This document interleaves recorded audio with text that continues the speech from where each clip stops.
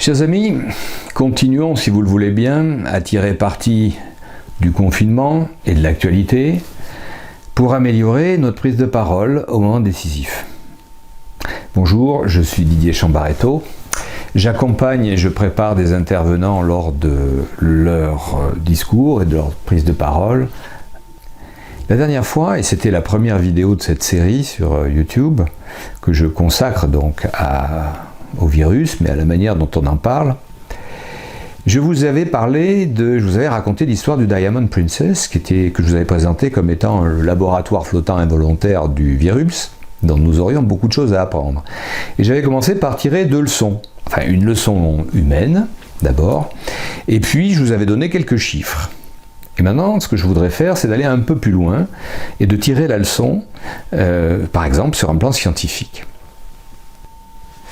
Alors, pour ce faire, je voudrais m'aider du témoignage involontaire du professeur Didier Raoult, qui est filmé dans la petite vidéo que je vais vous montrer maintenant, dans son bureau le 17 mars. Nous sommes aujourd'hui le 24 mars, et figurez-vous que de l'eau a coulé sous les ponts depuis cette vidéo, puisque le professeur Raoult est maintenant mis en cause par un certain nombre de médias. Le Figaro titrait ce matin, par exemple, à son propos, « Génie, mal compris, ou faux prophète ». Voilà. Dans l'article, je signale au passage que on mentionne qu'il a les cheveux d'un hippie, peut-être plus un rapport donc avec une rockstar qu'avec un professeur de médecine. Oui, quel rapport d'ailleurs. Enfin bon, on parle de lui comme étant quelqu'un qui a dit sur un plateau de télévision, j'ai vu cette vidéo, mais on ne rappelle pas trop le contexte, bien sûr, que la température moyenne du globe ne serait peut-être pas le meilleur indicateur pour suivre les changements climatiques. Donc, on le présente comme un climato-sceptique. Ce dont il ne se défend pas d'ailleurs, puisqu'il dit « mais comment un scientifique pourrait-il être autre chose qu'un sceptique ?» Et enfin, il avait pris position publiquement également contre l'opinion de Manuel Valls lorsqu'il s'est agi de traiter du voile à l'université. Et là encore, je me demande quel rapport. Voilà ce que l'on dit de ce professeur que je vais vous citer comme une référence. Donc j'arrête la polémique, mais sachez-le. Donc ce personnage est dérangeant. Et pourtant, pour moi, il est extrêmement crédible et c'est la raison pour laquelle je vais vous le faire écouter. Donc, je vous le présente à ma façon. Il est membre du comité scientifique de surveillance du Covid-19, donc il est consultant du gouvernement. Il est également, et ça c'est sûrement plus important, classé par le site indépendant Expertscape dans son domaine d'infectiologie et de maladies transmissibles. Il est également microbiologiste, comme étant le premier expert mondial dans son domaine. Alors évidemment, comme faux prophète, ça va être un peu problématique. Mais enfin bon, voilà, on en est là. Et moi j'ajoute qu'il a, alors je ne sais pas s'il a traité des malades issus du Diamond Princess, mais je sais qu'il a traité dans son laboratoire, dans sa clinique en fait, à Marseille, donc aujourd'hui plus de 800 patients, et notamment des rapatriés d'Asie et d'Afrique, et qu'il a fait un certain nombre de tests cliniques, et dont je parlerai tout à l'heure, qui sont contestés, bien entendu, et qui, selon lui, fonctionnent. Donc ça, c'est le cœur du débat. Donc, je vous propose de l'écouter. Si on regarde ce qu'est la mortalité de cette maladie, c'est assez difficile à évaluer, mais il y a au moins un endroit dans lequel c'est facile d'évaluer une part de la transmission et la part de la mortalité. C'est cette grande folie qu'ont fait les Japonais en coinçant tout le monde sur un bateau de croisière avec des gens dont la moyenne d'âge était extrêmement élevée, comme les croisiéristes en général. Il y a à peu près 3000 personnes. Là-dessus, il y en a 700 qui sont tombés malades et 7 qui sont morts. Dans la population la plus à risque, la mortalité est de 1%. Donc il faut arrêter de raconter des choses qui terrifient les gens.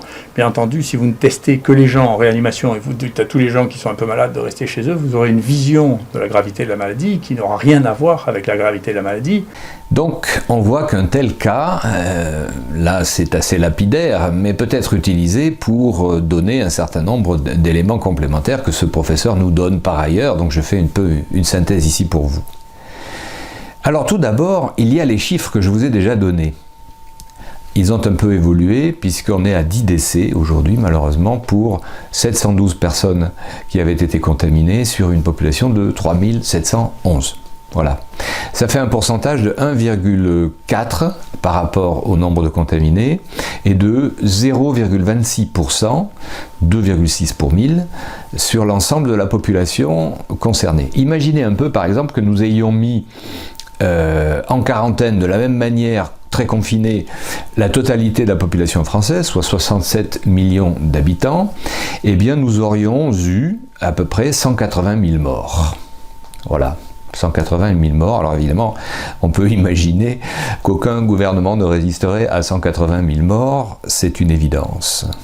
Par contre, ça me permet de dimensionner véritablement ce qu'est cette épidémie. 180 000, c'est un tiers environ des décès annuels en France. Ces solutions, par ailleurs, sont celles de tout médecin. Identifier les malades, les diagnostiquer, isoler les cas positifs contagieux et tâcher de les traiter. Voilà. Alors évidemment, c'est ce que nous faisons. C'est ce que tout le monde fait. Simplement, l'orientation, l'organisation des moyens ne sont peut-être pas tout à fait adaptées à ce que je viens de rappeler là, ce que dit le professeur Raoult.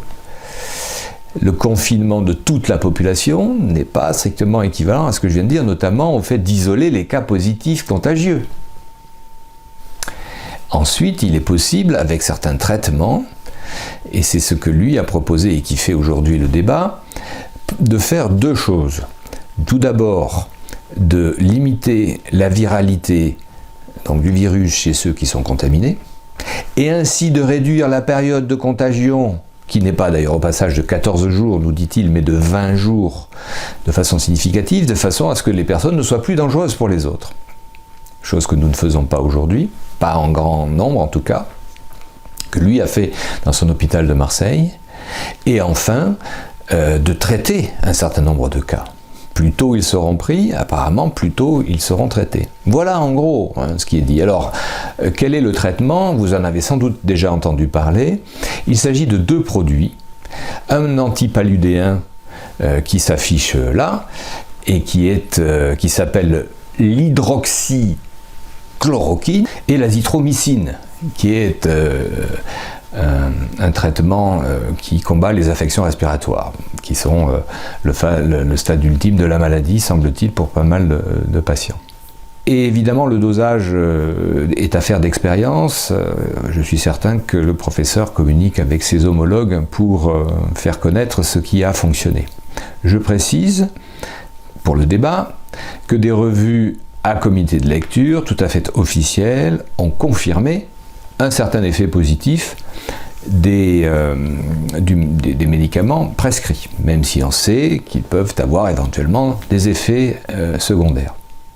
Alors vous voyez, le cas du Diamond Princess aurait sans doute pu servir de cas explicatif, simple, pour dimensionner le problème et pour expliquer ce à quoi, très rationnellement, nous avions affaire. Il semblerait que ça n'ait pas été tout à fait fait et que désormais le gouvernement, les autorités se heurtent à un certain scepticisme ou à des attitudes un peu distantes ou carrément opposées de la part du public. Donc la leçon que je voulais tirer sur l'aspect communication, c'est que il était possible, dans le cas de cette épidémie, de communiquer très tôt avec une forme relativement simple, et qui est un storytelling que les publicitaires et les communicants de l'Élysée, je suppose, connaissent très bien, et un contenu, bien qui était également à la disposition, puisque des experts crédibles comme le professeur Raoult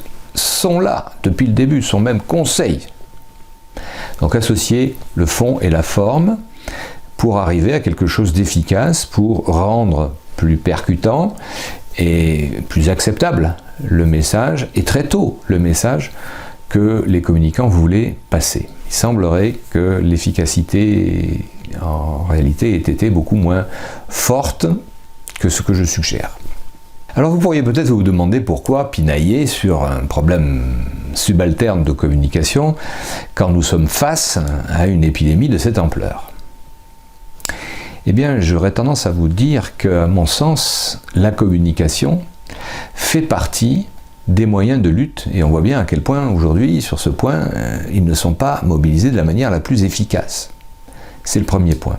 Le deuxième point, c'est que finalement, nous sommes aujourd'hui dans une situation où l'essentiel de la communication est punitive, stigmatisante, anxiogène, alors qu'il y a en fait, et on le voit bien à Marseille par exemple avec le professeur Raoult, on le voit bien aussi avec les résultats du Diamond Princess, la majorité des gens en sont sortis vivants.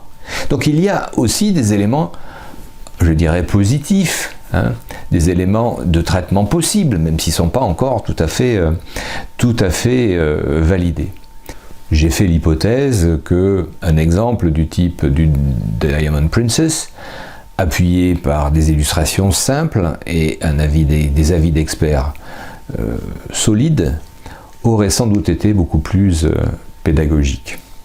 Alors, ce que je voudrais dire pour terminer, c'est que peut-être à cause des enjeux, des pressions, de l'urgence, on voit bien que quand une communication ne fonctionne pas, c'est que probablement, en dessous, il y a une réflexion qui n'a pas été menée à son terme. Si vous avez aimé cette vidéo, merci de cliquer sur le petit pouce là, comme d'habitude, mettez-moi un commentaire, et puis revenez, abonnez-vous. Comme je vous l'ai déjà dit, je vais continuer cette série de vidéos. J'espère que par la suite, je pourrai continuer à vous parler de communication sans vous parler de coronavirus. Ça voudra dire que nous sommes en bonne voie. Et je vous donne rendez-vous à très bientôt.